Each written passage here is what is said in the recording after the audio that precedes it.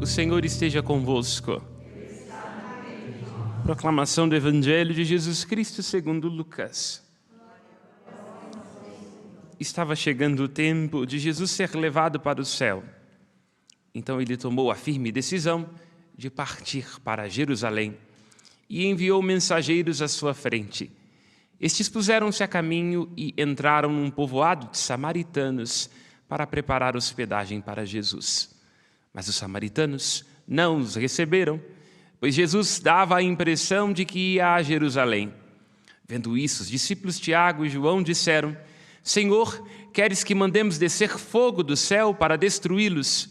Jesus, porém, voltou-se e repreendeu-os, e partiram para outro povoado. Palavra da salvação. Glória a vós, Senhor. Pelas palavras do Santo Evangelho, sejam perdoados os nossos pecados. Amém. Podemos nos sentar. Insistimos em nossa leitura do profeta Zacarias, profeta do pós-exílio, que deve incutir no coração do povo a esperança que agora já se faz sentir de um modo concreto, já que a libertação é concreta, de que Deus não deixa cair por terra suas palavras. Zacarias traz no nome a alusão de sua profecia, Zachaios, Zacar do hebraico, o Senhor se recorda, o Senhor se lembra. Os salmos, sobretudo nos momentos de incerteza de Israel, cantam que Deus não pode dormir, nem pode cochilar. O seu amor é desde sempre e para sempre. Ele cuida dos caminhos da história para que tudo se ajuste no tempo oportuno. Zacarias está cantando a experiência do povo de Israel, que vai pouco a pouco tomando consciência de sua vocação a ser semente. Semente. Tertuliano, um escritor da história antiga do cristianismo, vendo o martírio dos cristãos da primeira hora, assim asseverou: o sangue dos mártires é semente de novos cristãos. É precisamente nos momentos de maior dificuldade na história da humanidade e também do cristianismo, onde dar testemunho do Cristo significa estar exposto a pagar um preço de sangue, que a fé alcança seu maior esplendor. Assim também na história de Israel. Aqueles que saem lançando as sementes em suor, em lágrimas e em sangue, ceifam com alegria. O martírio, que no Antigo Testamento é o Kiddush Hashem, o sofrimento do nome, a santificação do nome do Senhor, que permite que o povo seja disperso, para a partir desta dispersão atrair. José, seus irmãos, se dispersam saindo da terra prometida e vão para o Egito. E é precisamente isso que, durante o momento da seca, garante ao povo do Egito a experiência da graça. Assim, no exílio, assim, durante a escravidão do Egito, o povo de Israel que experimenta a sua dispersão, traz consigo, na medida do sofrimento, a glória de Deus. Porque é na medida em que vão sendo espalhados, dispersos, virados do avesso, é que o nome de Deus vai sendo espalhado por toda a terra. É sobre isso que fala a profecia de Zacarias. A cidade de Sião, ou o Monte Sião, onde está Jerusalém, onde está o templo, torna-se um ponto de atração para todas as nações. Zacarias diz: isto diz o Senhor Deus dos exércitos, virão povos das cidades distantes, de vários locais, e todos se encaminharão para a cidade. Todos dirão: vamos orar na presença do Senhor. Jerusalém se torna uma cidade-mãe, e com uma certa ironia, aquela que está presente no Salmo. O Salmo 86, 87, se observamos bem, no versículo 4 diz: lembra o Egito, Babilônia, entre os seus veneradores, Filisteia, Tiro, ou no país da Etiópia, este ou aquele ali nasceu. A gente, às vezes, escutando a palavra de Deus, corre o risco de não prestar atenção no detalhe. Mas o que é Egito, Babilônia? São os reinos que oprimiram Israel. E o Salmo agora está cantando que Israel torna-se uma mãe destes povos. Então, tanto a primeira leitura quanto o Salmo estão dizendo de um Deus que faz da sua revelação ser comunicada a partir do avesso. É natural que nós não queiramos estar perto de quem nos fere. Seria absolutamente natural que o povo de Israel desenvolvesse uma ojeriza ao Egito, o faraó, as pragas, tanto quanto a Babilônia, Marduk, seus deuses. No entanto, o Salmo ajuda a perceber que, pela graça de Deus, não só é superada a aversão, quanto estes povos encontram em Jerusalém uma maternidade. Israel atravessa, vivencia um parto de si. E neste parto de si, como são próprias as dores, a expectativa, o medo, o sangue de um parto, Jerusalém passa a dar à luz outros povos. Na sua obediência a Deus, na sua travessia do exílio, torna-se ela mesma, a cidade de Sião, uma fonte de encontro. Como canta o Salmo 121. Jerusalém, cidade bem edificada, num conjunto harmonioso. Para lá sobrem as tribos do Senhor, para louvar segundo a lei. Este ou aquele povo ali nasceu, diz o Salmo 86, de Jerusalém, porém se diz, nasceu nela todo homem. Essa consciência de que em Jerusalém, de que em Sião, vai se dando um parto da história da humanidade, ela vai sendo progressivamente construída no Antigo Testamento.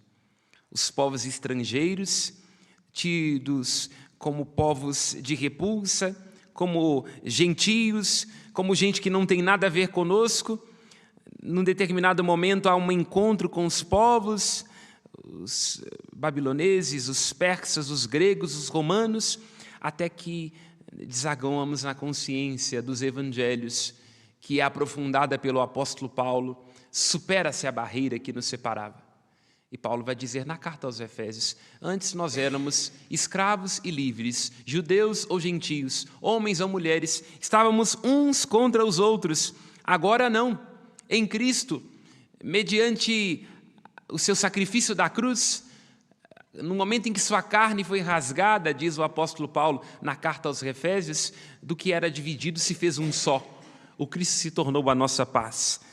Tanto Zacarias, quanto o salmo que nós escutamos, quanto os evangelhos e as cartas do apóstolo Paulo, nos ajudam a entender que em Deus temos que encontrar vias de reconciliação. Esta palavra, meu irmão e minha irmã, é profundamente atual para o nosso tempo em que se acirram as divisões. Acho que nunca antes, na história da humanidade, nunca antes, na história do nosso Brasil, nós estivemos tão cristalizados em nossas divisões. Esquerda ou direita, conservador ou progressista, vota nesse, vota naquele, cada um com seu bandido de estimação. Quando nós estamos nos esquecendo que, como cristãos, para além de nossas diferenças políticas, e você morra pelo seu político, nós temos um Cristo que morreu por nós.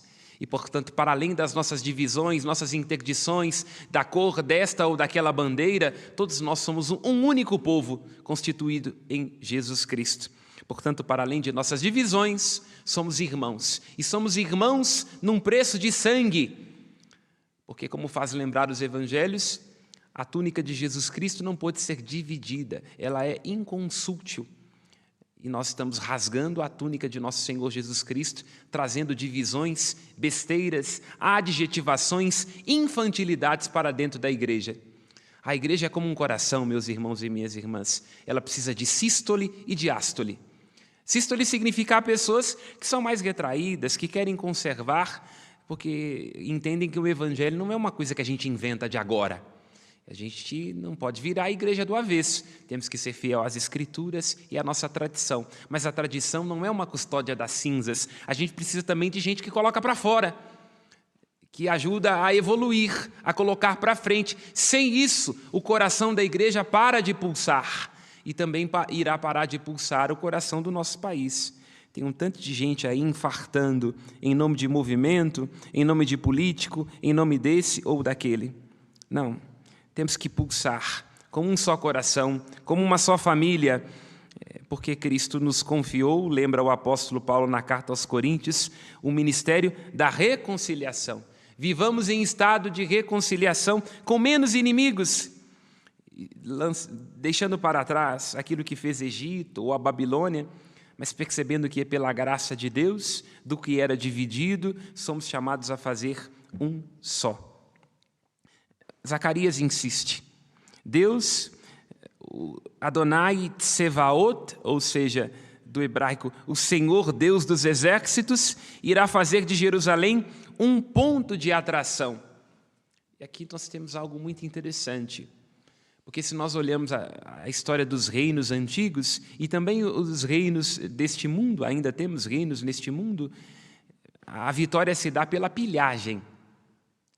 Quer dizer, a conquista de uma guerra significa trazer riquezas, significa subjugar um povo, subjugar uma nação. Ainda hoje, nós temos guerras espalhadas pelo mundo afora, onde os grandes fazem sentir o seu poder e a sua autoridade.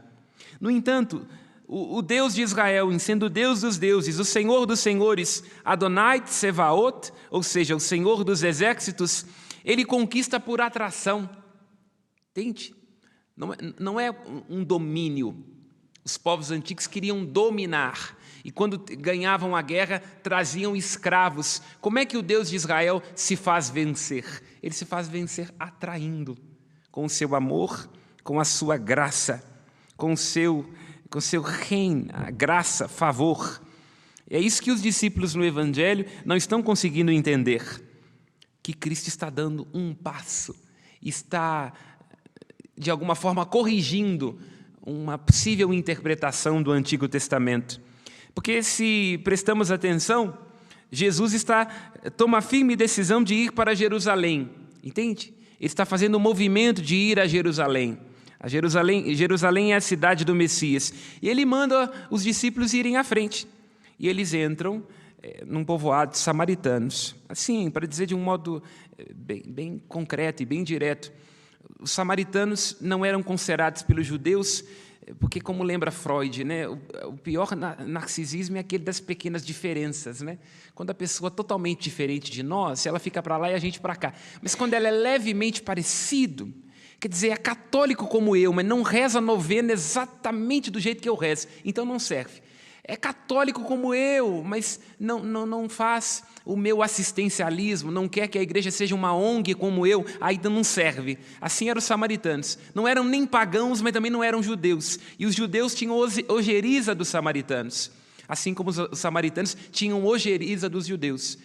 Qualquer semelhança com o nosso contexto atual, do narcisismo das pequenas diferenças, onde a gente pune no outro aquilo que não quer aceitar em nós, é uma mera coincidência, eu prometo. Os discípulos, então, vão à frente e os samaritanos não querem receber Jesus. Dizem, aqui ele não entra. E eles ficam furiosos e fazem aquilo que era a tradição no Antigo Testamento. Porque o Deus do Antigo Testamento, como diz Nietzsche, constrói um céu para os seus amigos e um inferno para os seus inimigos. Quando alguém não quer aceitar, ele manda descer fogo do céu. Vide Sodoma e Gomorra. Ou Elias mata 500 sacerdotes de Jezabel no vale de Quizon. O fogo desce do céu, queima a oferenda e ele passa a fio de espada 500 sacerdotes pagãos. E Jesus está ajudando a entender que não é esse o caminho dele. Ele não nos quer oprimir, mas atrair, entendendo evidentemente o contexto do Antigo Testamento, mas entendendo que ele veio fazer novas todas as coisas e repreende os discípulos, Tiago e João, que mandam descer fogo do céu. Tem gente que ainda está vivendo com essa cabeça, querendo que Deus faça descer fogo no céu na igreja. Não, coloca os heréis para fora. Não pode ser assim. Não serve, não é do nosso grupo. Tem que eliminar, tem que aumentar as excomunhões. E Jesus, não é sobre isso. É sobre a consciência de que a paixão atrai, vincula. Mais ou menos neste mesmo momento do Cristo que vai a Jerusalém, No capítulo 12 do Evangelho de João, o Cristo diz: eu vim para ser um grão de trigo. O grão de trigo não vem para matar, é ele que escolhe morrer. Porque se o grão de trigo que cai na terra não morre, ele fica só. Mas se morre, ele dá fruto. Quando eu for levantado da terra, eu atrairei todos a mim. Você quer que alguém se converta? Se você quer que alguém com quem você não concorda, mas não dá, padre, é feminista, tem que descer fogo do céu, é comunista, é de direita, não cabe aqui, na igreja não pode ser assim, meu Deus, não pode não. Ao invés de ficar mandando descer fogo do céu, se pergunte se é a paixão que atrai, se é a cruz que atrai, se são as convicções verdadeiras que seduzem. Essa pessoa consegue ver um exemplo de autenticidade na sua vida? Porque se a sua vida não for um evangelho da cruz do Senhor, nada é feito. De nada adianta mandar descer fogo do céu, se ela não vir em mim, não vir em você, que estamos dentro da igreja, uma convicção por nossos valores, por nossos princípios. Antes de mandar as feministas ao inferno, é preciso perguntar sobre que tipo de mulher você é na vida do seu esposo, seus filhos e seus netos, porque senão nada é feito. Senão nada é feito.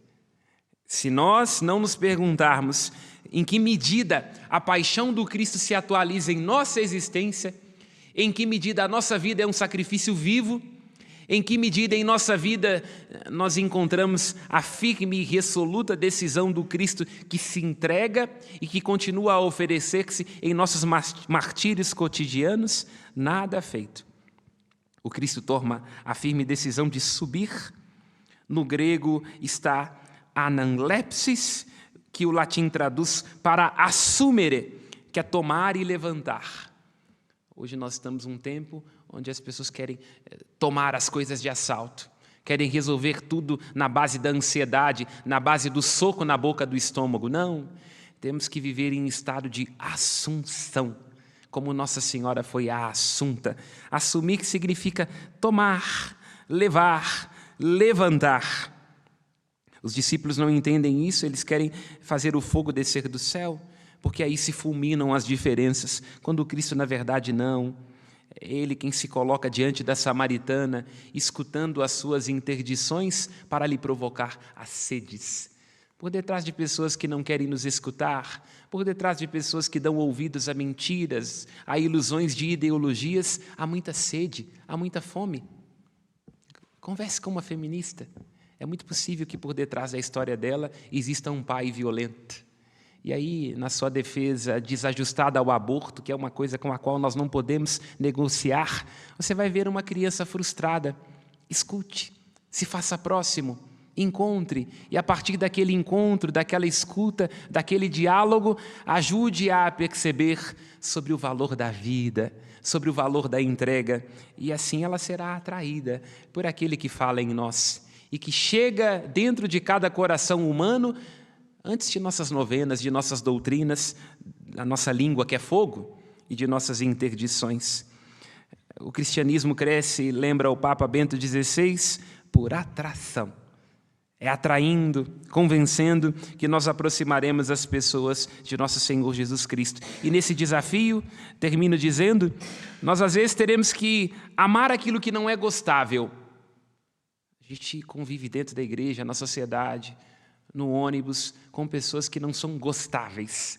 Cristo não pediu que a gente se gostasse uns aos outros. Ele pediu que nós nos amássemos uns aos outros. E aí, onde não houver amor, a gente coloca amor, como lembra São João da Cruz, para encontrar amor. E aí nos lembremos daquilo que diz também São Francisco de Sales. Nos momentos em que a gente estiver tentando ser a régua e o fogo purificador do mundo, uma gota de mel atrai mais do que um barril de vinagre. Não sejamos padres, esposas, avós, pais, pessoas dentro da igreja que multiplicam vinagre. Não, uma gota de mel atrai mais do que um barril de vinagre.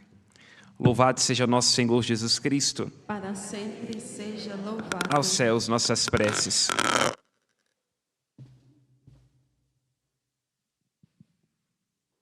A nossa resposta será ouvindo.